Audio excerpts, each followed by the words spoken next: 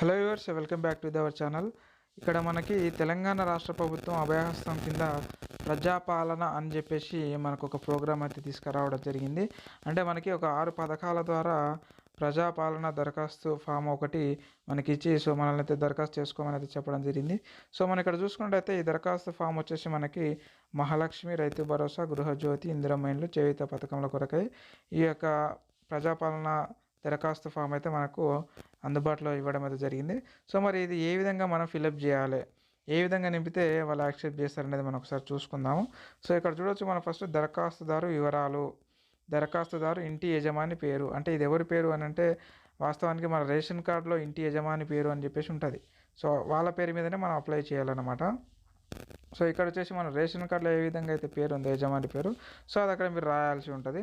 ఈ దరఖాస్తు సంఖ్య ఉంది కదా, ఈ దరఖాస్తు సంఖ్య అనేది ఈ మన ఎవరి గ్రామాలలో వాళ్ళ గ్రామ పంచాయతీకి కార్యదర్శి ఉంటాడు కదా, అతను ఇక్కడ రాస్తాడు అనమాట. అంటే మీరు ఈ దరఖాస్తు ఫామ్ ఇచ్చిన తర్వాత అతనే ఆ స్లిప్ తీసుకొని అతని ఒక రికార్డులో ఆ క్రమ సంఖ్య ఏదైతే ఉంటుందో ఆ క్రమ సంఖ్య ఇక్కడ వేయడం జరుగుతుంది. దీన్ని మీరు ఖాళీగా వదిలేసేయండి ఫ్రెండ్స్. ఇక రెండవది ఆప్షన్ వచ్చేసి స్త్రీ పురుషుడు, ఇతరులు పురుషుడు అయితే పురుషుడు, స్త్రీ అయితే స్త్రీ. ఇక టిక్ మార్క్ పెట్టండి, ఇక్కడ దరఖాస్తుదారుని ఫోటో పెట్టండి ఇక్కడ. And SC, ST, BC, minority ఏ కులం అయితే ఆ కులం దగ్గర మీరు టిక్ చేసి పెట్టండి. ఇకపోతే ఇక్కడ మనకి పుట్టిన తేదీ, ఆధార్ నెంబర్ ఇవన్నీ కూడా వేసేయండి. ఇవి మొత్తం కూడా యజమానివి అనమాట. రేషన్ కార్డ్ నెంబర్, మీ రేషన్ కార్డు ఉంటుంది, రేషన్ కార్డ్ నెంబర్ అయితే వేసేయండి. ఇకపోతే మొబైల్ నెంబరు ఇక్కడ రాయండి, మీ ప్రజెంట్ నడుస్తున్నటువంటి మొబైల్ నెంబరు. ఈ ఇంటి యజమాని ఏ వృత్తి, లేబరా లేదంటే వ్యవసాయదారుడా లేదంటే ఇక ఏదైనా private sector employee, government employee అనేది ఇక్కడైతే రాసేయండి. ఇక్కడ పోతే కుటుంబ సభ్యుల వివరాలు సేమ్ యాజ్ ఇట్ ఈస్, క్రమ సంఖ్య, పేరు, దరఖాస్తుదారుతో సంబంధం, లింగం, పుట్టిన తేదీ, ఆధార్ నెంబర్ ఇవన్నీ కూడా మీరు సేమ్ యాజ్ ఇట్ ఈస్ మీ యొక్క ఇప్పుడు ఉన్నటువంటి రేషన్ కార్డు ఉంటుంది కదా, యాజ్ పర్ రేషన్ కార్డులో ఏ విధంగా అయితే ఉందో ఆ విధంగా అయితే ఇక్కడ మీరు సేమ్ యాజ్ ఇట్ ఈస్ అయితే ఫిలప్ చేయండి ఫ్రెండ్స్.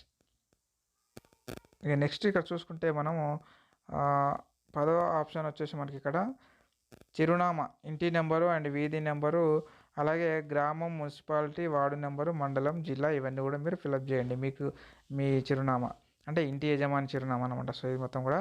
ఇకపోతే నెక్స్ట్ వన్ వచ్చేసి మనం ఇక్కడ చూడొచ్చు, ఇక్కడ నుంచి స్టార్ట్ అనమాట. అభయహస్తం గ్యారంటీ పథకాల లబ్ధి పొందడానికి వివరాలు. ఇంతకుముందు ఈ వివరాలనేమో ఇంటి యజమాని వివరాలు. మనకి ఇక్కడ అభయహస్తము ఈ మొత్తం పథకాలకు సంబంధించిన అనమాట ఇక్కడ. ఇక్కడ కావాల్సిన పథకాల లబ్ధి కొరకు టిక్ చేయండి. మనకి ఏదైతే పథకాలు కావాలనుకున్నామో వాటికి టిక్ చేయమని అయితే చెప్పారు. ఇక్కడ చూద్దాం. ఇక్కడ చూసుకున్నట్టయితే మనకి మహాలక్ష్మి పథకము. ఈ మహాలక్ష్మి పథకం కింద ఇక్కడ చూడొచ్చు, ప్రతి నెల రూపాయలు 2500 మనకి ప్రతి నెల రూపాయలు 2500 ఆర్థిక సహాయం. అండ్ అలాగే 5000 గ్యాస్ సిలిండరు. ఇక్కడైతే మీరు టిక్ చేసి పెట్టండి 2 కూడా, ఎందుకంటే మహాలక్ష్మి పథకం కింద ప్రతి ఆడబిడ్డకి 2500 అని చెప్పారు కాబట్టి, ప్రతి ఇంట్లో ఆడవారు ఉంటారు కాబట్టి ఇక్కడైతే టిక్ మార్క్ అయితే ఇచ్చేసేయండి.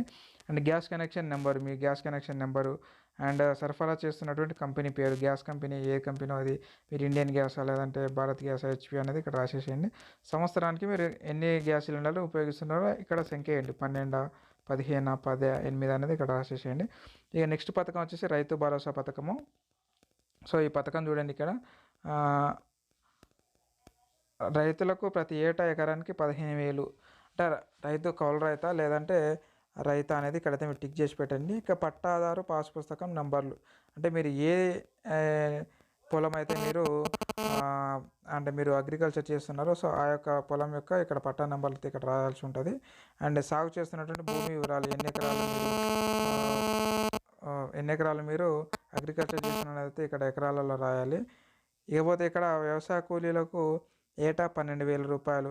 దీనికి అర్హుల మీరు చూసుకొని ఇక్కడ టిక్ మార్క్ ఇవ్వండి. ఇక ఉపాధి హామీ కార్డు ఉంటుంది కదా, అంటే కరువు పని అంటారు కొన్ని ప్రాంతాలలో 100 రోజుల పని అంటారు.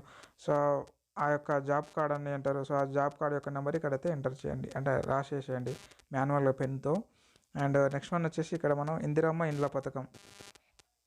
ఇది ఇంకో పథకం అనమాట. మన 6 పథకాల్లో ఇది కూడా ఒక పథకం, ఇందిరమ్మ ఇండ్ల పథకం. ఇల్లు లేని అర్హులైన కుటుంబానికి ఇంటి నిర్మాణానికి ఆర్థిక సహాయం అంట. దానికోసం మీకు ఇల్లు కనుక లేకపోతే టిక్ మార్క్ అయితే ఇక్కడ ఇవ్వండి. ఇక అమరవీరులు మరియు ఉద్యమకారులకు 250 చదరపు గజాల ఇంటి స్థలం. ఎవరైనా అమరవీరుల కుటుంబం ఉంటే ఇక్కడ టిక్ చేయండి. అమరుల పేరు, తర్వాత అమరులైన సంవత్సరం, అంటే వాళ్ళు చనిపోయినటువంటి మన తెలంగాణ మూమెంట్లో ఎవరైతే ఆత్మహత్య చేసుకుంటారో వాళ్ళ యొక్క డీటెయిల్స్ ఇక్కడైతే ఫిల్ చేయండి. అంటే వాళ్ళు ఆ టైంలో తెలంగాణ మూమెంట్లో వాళ్ళ ఎవరిపైన అయితే కేసులు అయితే ఆ ఎఫ్ఐఆర్ నెంబరు, ఒకవేళ చనిపోతే డెత్ సర్టిఫికేట్ నెంబర్ అయితే ఇక్కడైతే రాయండి. ఇకపోతే తెలంగాణ ఉద్యమంలో ఎవరైనా పాల్గొన్నారా? అవును అయితే అవును, కాదైతే కాదు. ఇకపోతే ఒకవేళ మీరు పాల్గొన్నట్లయితే మీ మీద ఎఫ్ఐఆర్ బుక్ అయితే ఆ ఎఫ్ఐఆర్ నెంబరు, ఎఫ్ఐఆర్ బుక్ అయినటువంటి సంవత్సరం ఇక్కడ రాయాలి. ఒకవేళ జైలుకి వెళ్ళినచో వాటి వివరాలు, ఏ జైలుకు పోయినావో ఆ స్థలం ఎక్కడ, శిక్షా సంబంధిత వివరాలు అయితే ఇక్కడ రాయమని అయితే ఇవ్వడం జరిగింది. ఇక నెక్స్ట్ వన్ చూసుకుందాం. ఇంకో పథకం వచ్చేసి గృహజ్యోతి పథకం. ఈ పథకంలో ఏంటి అని అంటే కుటుంబానికి ప్రతి నెల 200 యూనిట్ల ఉచిత విద్యుత్తు. ఇకపోతే మీ నెలసరి గృహ విద్యుత్ వినియోగం 100 యూనిట్ల లోప, 100 నుంచి 200 యూనిట్ల లోప, 200 యూనిట్ల పైన అనేది మనం టిక్ చేసి పెట్టాలి ఇక్కడ. నార్మల్గా 100 నుంచి 200 యూనిట్ల మధ్యలోనే చాలా మటుకు ఇది యూజ్ అవుతూ ఉంటుంది. సో అండ్ గృహ వినియోగ విద్యుత్ మీటర్ కనెక్షన్ నెంబరు, అంటే మీ యొక్క కరెంట్ బిల్లు నెంబర్ ఉంటుంది కదా, యూఎస్సీ అని చెప్పేసి. సో ఆ నెంబర్ అయితే ఇక్కడ రాసేసేయండి. ఇక నెక్స్ట్ పథకం వచ్చేసి చేయూత పథకం. సో ఇక్కడ చూడొచ్చు, చేయూత పథకం కింద మనకి నెలకి 4,000 రూపాయలు దివ్యాంగుల పింఛన్ మరియు 6,000 పొందేందుకు ఈ కింది వివరాలను తెలపండి అని అయితే ఇక్కడ ఇవ్వడం జరిగింది. ప్రస్తుతం పింఛన్ పొందుతున్న వారు దరఖాస్తు చేయని అవసరం లేదు అని ఇక్కడైతే రాయడం జరిగింది. అంటే ప్రస్తుతానికైతే పింఛన్ వస్తుందో వాళ్ళు చేయాల్సినటువంటి అవసరం లేదనమాట. దివ్యాంగులు అయితే ఇక్కడ రైట్ టిక్ చేయండి. ఇక్కడ సాధారణ సర్టిఫికేట్ నెంబర్ ఉంటుంది కదా, రాని వాళ్ళు ఎవరైతే ఉంటారో వాళ్ళ ఇక్కడ నెంబర్ అయితే రాసేసేయండి. లేదా వృద్ధాప్య, గీత కార్మికులు కూడా, ఇక లేదంటే ఇక్కడ చూడొచ్చు మీరు, ఇంకా చాలా రకాలుగానే ఉన్నది. వితంతు, చేనేత కార్మికులు, ఎయిడ్స్ వ్యాధిగ్రస్తులు, ఫైలేరియా బాధితులు, బీడీ టేకేదారు జీవనాభృతి, ఒంటరి మహిళ జీవనాభృతి, బీడీ కార్మికుల జీవనాభృతి, ఇక డయాలసిస్ బాధితులు, గీత కార్మికులు, వృద్ధాప్య పింఛను. మీకు ఎవరికైతే రాని వాళ్ళు ఇక్కడ టిక్ మార్క్ ఇవ్వండి. ఏ కోవకు చెందిన వాళ్ళు ఇక్కడైతే టిక్ మార్క్ ఇవ్వండి. అండ్ నెక్స్ట్ వన్ ఇక్కడ చూసుకున్నట్టయితే మనకి ఇక్కడైతే మొత్తం ఖాళీ ఉంది. సో నెక్స్ట్ వన్ వచ్చి ఇక్కడ జతపరచవలసిన ప్రతులు, ఆధార్ కార్డు జీరాక్స్ 1, తెల్ల రేషన్ కార్డు జీరాక్స్ 1. ఈ పైవన్నీ సమర్పించి వివరాలన్నీ వాస్తవమని ధృవీకరిస్తున్నాను అని చెప్పేసి మీరు మీ మనసులో అనుకొని ఇక్కడ సంతకం రాయడానికి వస్తే రాయండి, లేదంటే వేలు ముద్ర పెట్టండి. మీ పేరు అంటే యజమాని పేరు, మీరు ఎప్పుడు ఇస్తారు వాళ్ళ దరఖాస్తు ఫామ్ అనేది ఇక్కడ డేట్ అయితే రాసి ఇచ్చేసేయండి. రాసి ఇచ్చేస్తే మీకు ఈ కింద కనిపిస్తుంది కదా ఈ ఫామ్, ప్రజాపాలన దరఖాస్తు రసీదు.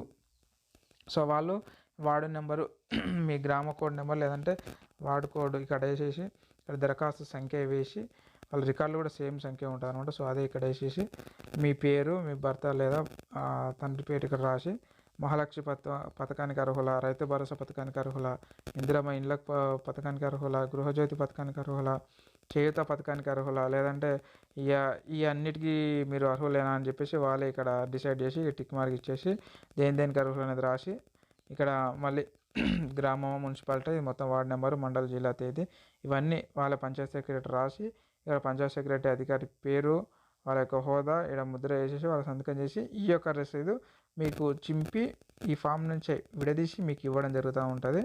సో ఇవన్నీ గుడకంగా మనం ఒకసారి అబ్జర్వ్ చేసినట్టయితే చూడండి మీరు. సో జతపరచవలసిన ప్రతులు అని అంటే ఆధార్ కార్డు జిరాక్స్, తెల్ల రేషన్ కార్డు, ఈ 2 మాత్రమే మనల్ని అయితే అడగడం జరిగింది. అంటే ఎలాంటి మిమ్మల్ని పాన్ కార్డు కానీ లేదంటే అకౌంట్ బుక్ కానీ, అంటే మన అకౌంట్ పాస్బుక్ కానీ అడగలేదన్నమాట. అంటే మరి ఏ విధంగా చేస్తారో డబ్బులు తెలియదు. అంటే ఈ పథకం కింద మీకు డబ్బులు ఒకవేళ ట్రాన్స్ఫర్ చేయాలి అని అంటే ఏ విధంగా చేస్తారో మరి వాళ్ళకే తెలియాలి. సో ఇది ఫ్రెండ్స్ ఈ యొక్క ప్రజాపాలన దరఖాస్తు ఫామ్ గురించి. సో మీకు ఏమైనా డౌట్స్ ఉంటే కింద కామెంట్ రూపాయలు అయితే అడగండి, నేను అక్కడి నుంచి అయితే క్లారిఫై చేస్తాను. ఇంకో మాట ఇదేంటి అని అంటే, సో మనకి ఇది లాస్ట్ మనకి 6 తారీఖు వరకు ఇచ్చారు కదా, సో జనవరి 6 తారీఖు వరకే. సో జనవరి 6 అయిపోయిన తర్వాత మీరు మండలంలో యథావిధిగా అయితే మీరు ఈ ఫామ్ని సబ్మిట్ చేసుకోవచ్చు ఎప్పుడైనా సరే. సో ఇదే అనమాట. ఇంకేమైనా డౌట్స్ ఉంటే మీరు కింద కామెంట్ రూపాయలు అయితే అడగండి, అక్కడి నుంచి అయితే నేను క్లారిఫై చేస్తాను friends. Thank you very much. మరొక వీడియోలో మళ్ళీ కలుద్దాం. Thank you.